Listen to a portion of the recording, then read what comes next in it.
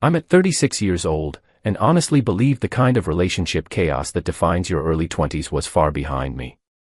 Victoria and I had been together nearly 3 years when everything fell apart over a single social media post.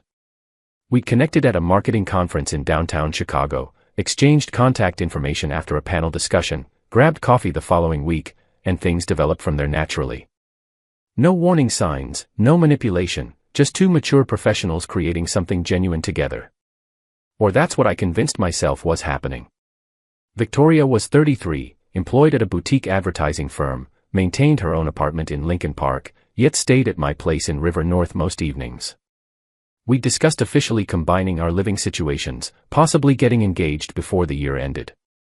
Everything appeared solid, predictable, like we'd mapped out identical futures. Then that Wednesday arrived. I sat working remotely from my home office when my phone started vibrating incessantly. Notifications kept flooding in. I dismissed them initially, locked into finishing a project proposal that demanded concentration, but the alerts continued without pause. After the 10th buzz, I grabbed my phone. 4 messages from my sister. "What's happening with you two? Everything all right? Call when you're free." 3 from my closest friend. "Just saw what she posted. You okay? Here if you need me." 1 from a coworker who barely knew Victoria. "Hey, checking in on you." I opened Instagram, navigated to her profile, and there it sat. A photograph of her ex-boyfriend, not some archived image from their relationship that I'd seen before. This looked recent, maybe within the previous 6 months based on his appearance. He stood at some outdoor festival, grinning directly at the camera. Standard enough, except for what she'd written beneath it. "Used to be my happiness. Posted 45 minutes earlier. Already collected 62 likes and 18 comments. Most asked if she was alright, if things were okay. Several came from people who obviously knew the ex, writing things like, 'He thinks about you constantly,' and 'You two belong together.'" I stared at my screen for a full minute, attempting to comprehend what would motivate someone to share something like that while committed to another person, while supposedly building a serious future together. I called her immediately. 4 rings before she answered. "Hey, what's going on? Did you just post a picture of your ex?" Silence. "Yeah, I did. So you wrote, 'Used to be my happiness' about another man while you're with me." "It's only a post."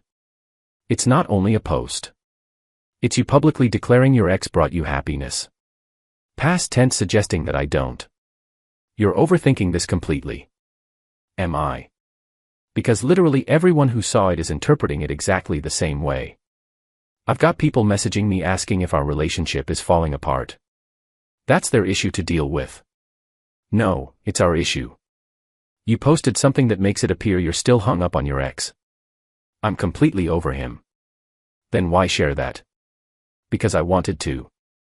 Because it's my account. Because not everything revolves around you." That final statement landed differently. Not everything revolves around you. Like I was being unreasonable for feeling uncomfortable about my girlfriend publicly romanticizing her former relationship. "You're correct," I responded. "Not everything revolves around me, but when you're in a relationship with me, certain things should. Like considering how your choices might impact your partner." "Oh my God, you're being incredibly dramatic." "I'm being dramatic. You literally announced your ex represented your happiness." "Represented. Past tense. That doesn't improve the situation. I'm not having this conversation right now. I'm at the office. When can we talk?" "I don't know. Later tonight." "Are you coming over to my place?" "Probably not. I need breathing room." "You're being suffocating." She disconnected. I sat gripping my phone, feeling like I'd been manipulated into believing I was the irrational one for thinking this crossed a line. I opened my laptop, returned to work, or attempted to. Couldn't concentrate.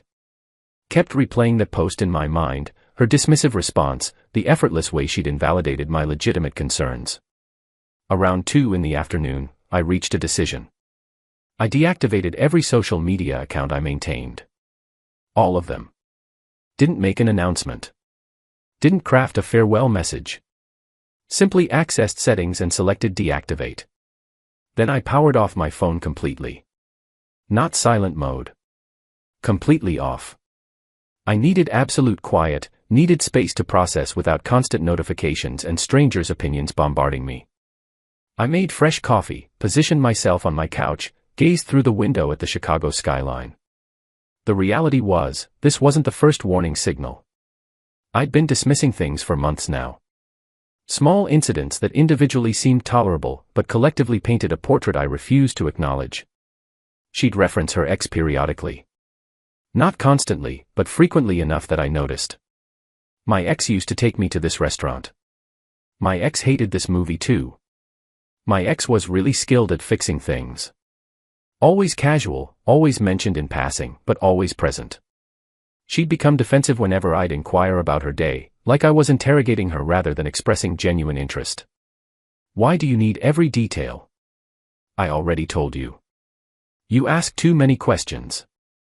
She'd commit to plans without consulting me first, then become irritated when I'd mention we'd already scheduled something. I forgot. It's not a crisis. You're being clingy.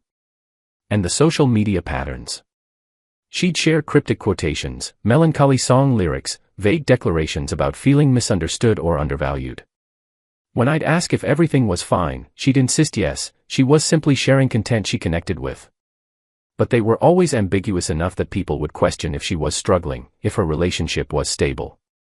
I'd addressed it once. She'd accused me of being paranoid, insisted it wasn't about us, told me I needed to stop analyzing everything. So I had stopped analyzing, stopped questioning, stopped listening to my instincts until today. I remained on that couch for 2 hours simply thinking, evaluating, determining what I genuinely wanted. Around 4 in the afternoon, my landline rang. I maintained a landline primarily for work calls during spotty cell reception. I almost ignored it, but instinct made me answer. Hello. Hi. Is this him? A woman's voice, older, familiar, though I couldn't identify it. Who's calling? It's Victoria's mother. I apologize for calling this way. I retrieved your number from her emergency contact information.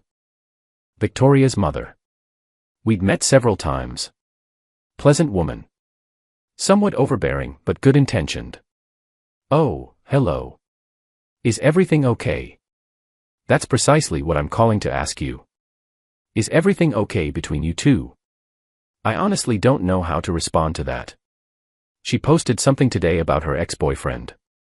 I called her to ask what was happening and she wouldn't provide a direct answer. Then I tried reaching you and your phone was off. So I became concerned. My phone's off because I needed a break. A break from what? From everything. From the notifications. From people questioning me about that post. From trying to understand what's happening with my girlfriend. Silence on her end. Then, can I be completely honest with you? Please. I've been worried about her for some time. Since around Thanksgiving. She's been different, withdrawn. When I ask her about you two, she changes subjects. When I ask if she's happy, she gives evasive answers. She behaves the same way with me. I saw that post and my immediate thought was, oh no, because I understand her.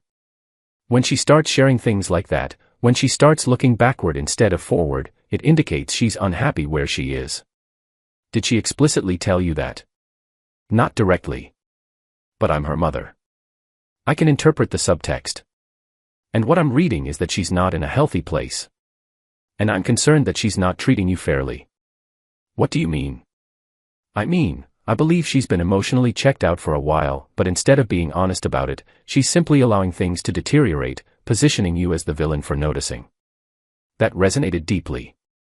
Because it was precisely what I'd been sensing, but couldn't articulate. Why are you telling me this?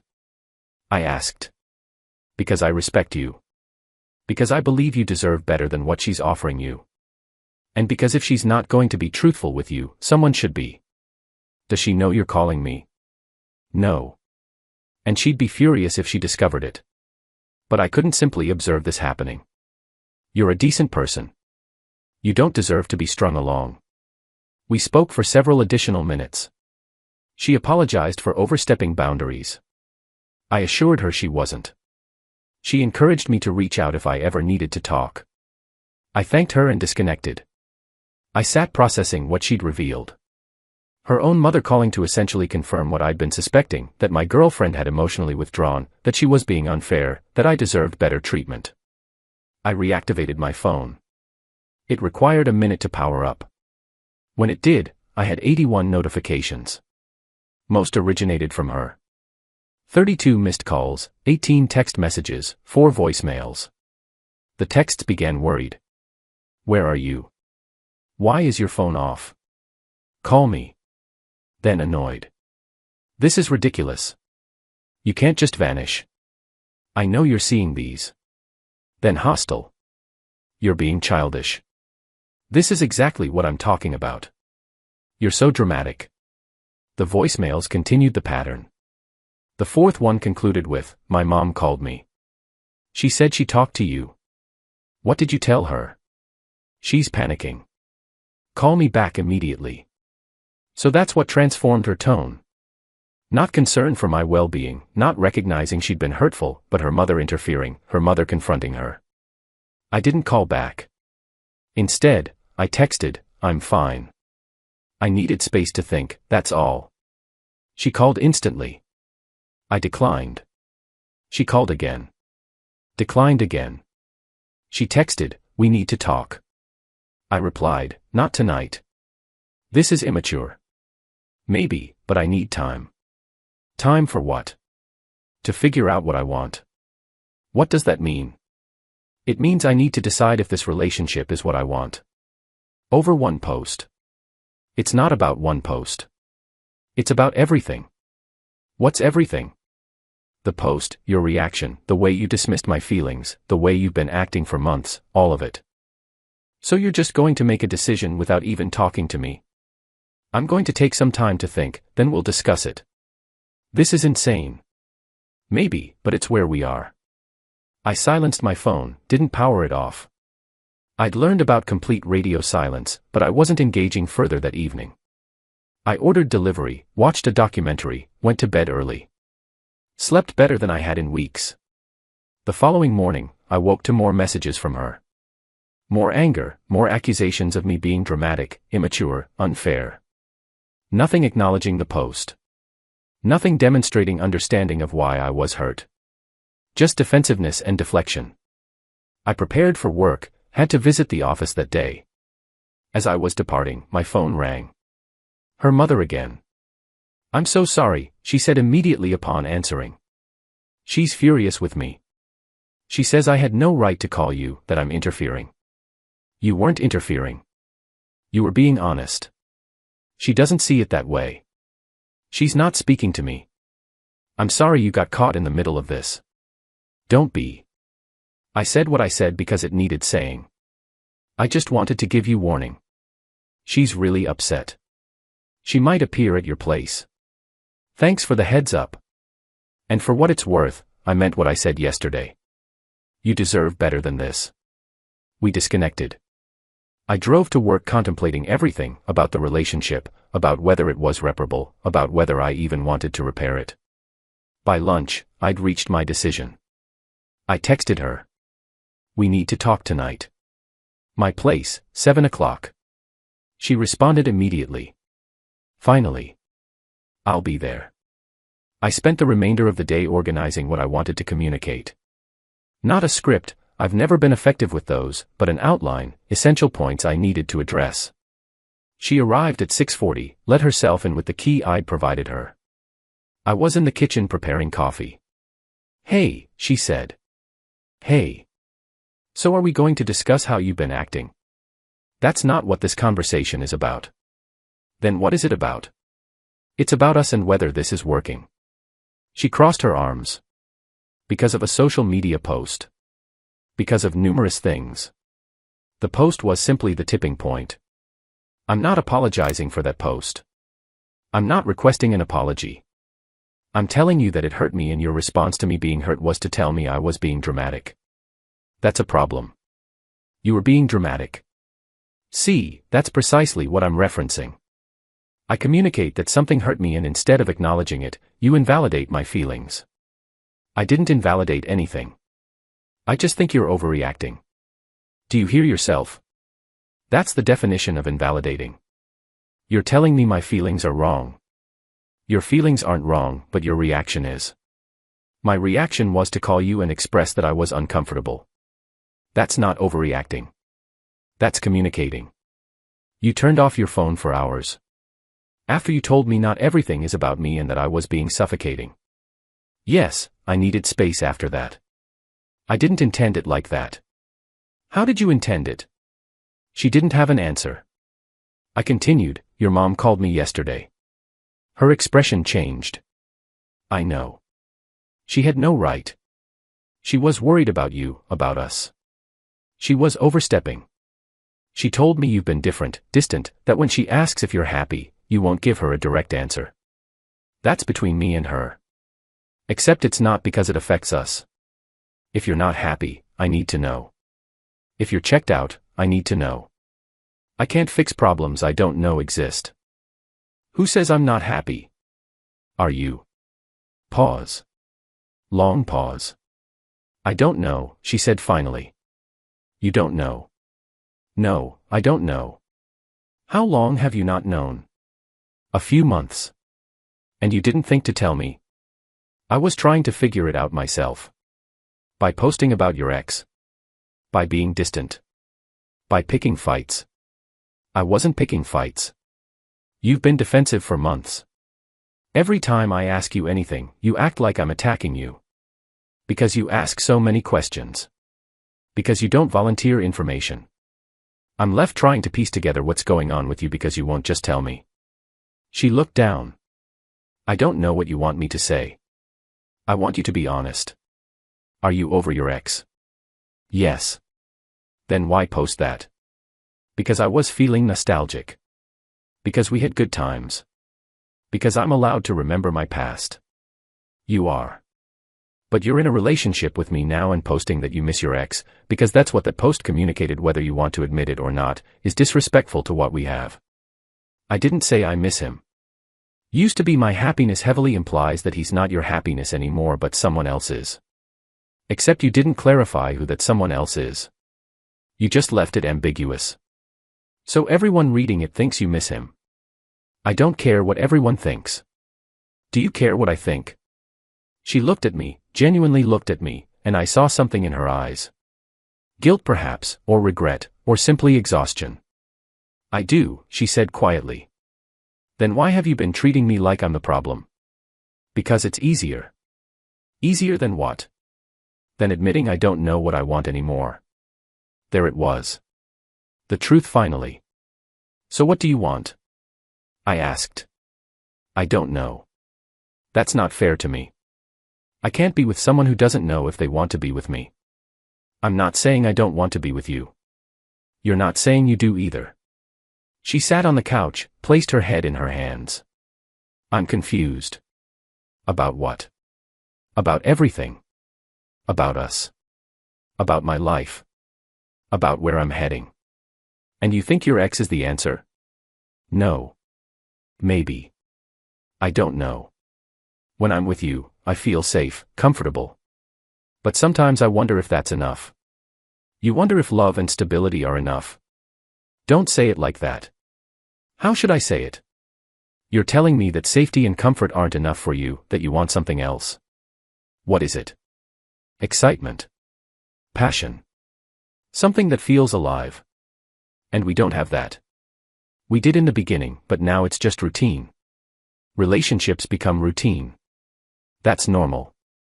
That's what happens when you build a life with someone. But what if I don't want routine? Then you don't want me. She looked up.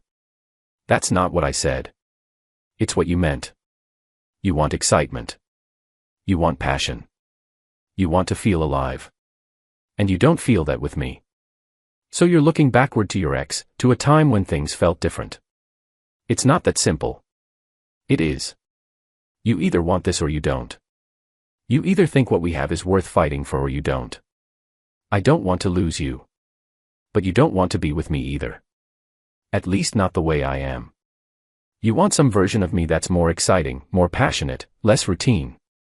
Can't we work on it? We could if you were committed to it, but you're not. You're 1 foot in, 1 foot out, and I can't build a life with someone who's constantly looking for the exit. She started crying. I don't know what to do. I do. She looked at me, waiting. I think we should take a break. A real break. Not just a few days. A few weeks at least. You need to figure out what you want. And I need to decide if I'm willing to wait while you do. So you're breaking up with me. I'm giving us space. If you decide you want this, really want this, we can try again. But I'm not going to sit around being your safety net while you figure out if someone else might be more exciting. That's not what I'm doing. Isn't it? You posted about your ex.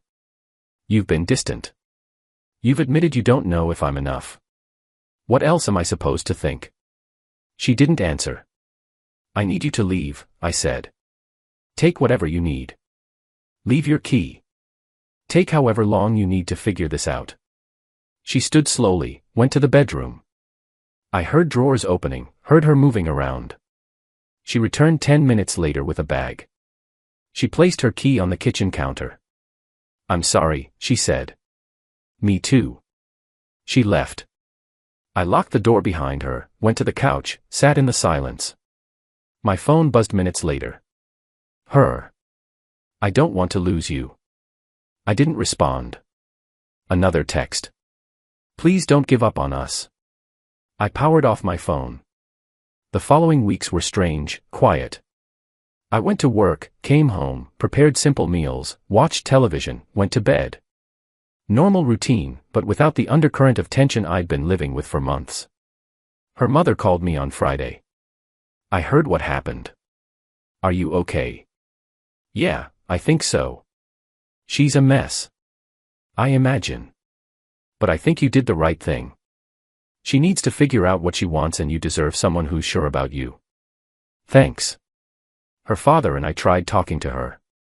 She won't listen. She's insisting she didn't do anything wrong, that you overreacted. That's her right to think that. Do you think you overreacted? No. I think I finally reacted appropriately after months of underreacting. Good. Stand your ground. Don't let her guilt you into taking her back before she's actually changed. 1 week into the break, Victoria texted. Can we talk? I responded, not yet. When? When I'm ready. This isn't fair. It's the boundary I need. I miss you. I miss you too. But that doesn't change anything. 2 weeks in, she started posting again. Vague quotes, sad lyrics, photos with captions about growth and healing. I'd reactivated my social media but unfollowed her. Friends told me about the posts. One friend texted, she's really playing the victim. I didn't respond. Another, she's making it seem like you abandoned her. I still didn't respond. I'd learned something in those 2 weeks. I'd learned that I was okay alone.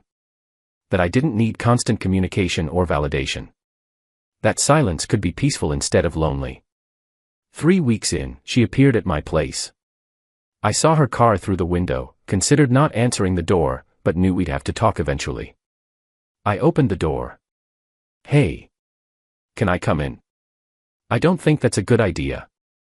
Please, just for a few minutes. I stepped aside. She entered, stood in the living room looking uncomfortable. I've been thinking, she said. Okay. About us. About what you said. About what I want. And I think I made a mistake. I think I got scared. Scared of what? Scared of settling. Scared of missing out. Scared of being boring. Okay.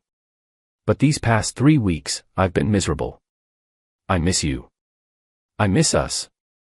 I miss what we had. We can't go back to what we had. That wasn't working. I know. But we could build something better. Could we? Yes. I could be better. I could communicate more. I could stop being defensive. I could make you a priority. Could you or would you? There's a difference. I would. I promise. You've made promises before. I know. But this time I mean it. You meant it before too. At least I thought you did. She sat down. What do you want me to say? What do you want me to do? I want you to be honest. Really honest. Not just saying what you think I want to hear. Are you over your ex? Yes. Completely. Yes. Then why did you post that? And don't say it was just nostalgia. There are 100 ways to be nostalgic without publicly declaring someone used to be your happiness while you're in a relationship. She looked down. I was angry at you. For what? For being so stable, so secure, so unbothered by everything. I wanted you to feel what I was feeling. Which was what? Uncertain. Insecure. Worried that you were too comfortable, that you didn't care enough to fight. So you posted about your ex to make me jealous? Not jealous. Just aware. Aware of what? Aware that I have options. That I'm not stuck. That's manipulative. I know. I'm sorry. Sorry doesn't fix it. Sorry doesn't make me trust you again. What will?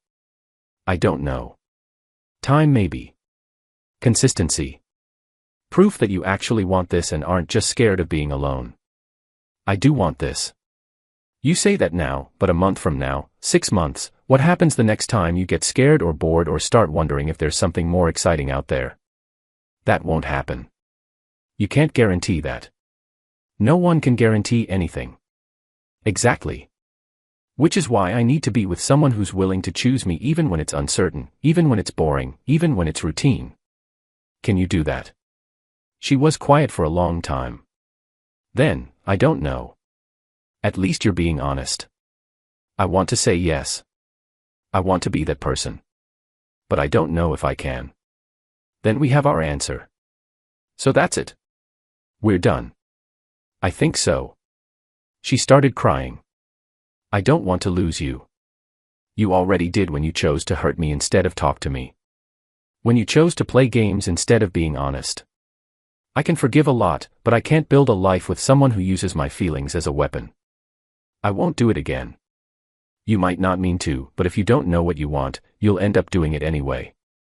You'll resent me for not being exciting enough. Or you'll sabotage us because you're scared of commitment. Or you'll keep looking back wondering what if. So you've just decided it's over. I've decided I deserve better. And so do you. You deserve to figure out what you actually want without feeling obligated to someone. And I deserve to be with someone who's sure about me. She stood. I wish you'd fight for this. I did fight. For 3 years. But I can't fight alone. She walked to the door, stopped. What if I figure it out? What if in 6 months or a year I know for sure what I want? Then maybe we'll talk. But I'm not waiting around for that. I'm moving forward. She nodded, left. I closed the door. That was 5 weeks ago. I haven't heard from her since. Heard through friends that she's been dating, nothing serious, just going out, meeting people, trying to figure out what she wants. Her mother texts me occasionally, checking in, telling me I made the right choice, saying she hopes her daughter figures things out, but that I shouldn't wait for it. I'm not waiting. I've been productive. Started a new initiative at work, took up running along the lakefront, reconnected with friends I'd been neglecting, started seeing a therapist.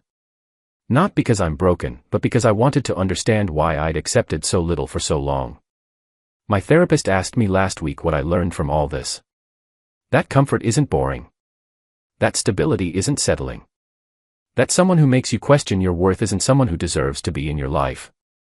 And that I'd rather be alone than be with someone who sees me as a backup plan.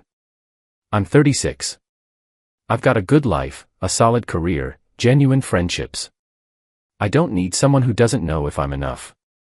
I need someone who knows I'm more than enough, who chooses me without hesitation, who doesn't need to post about their ex to feel important. I'll find that person or I won't. Either way, I'm content.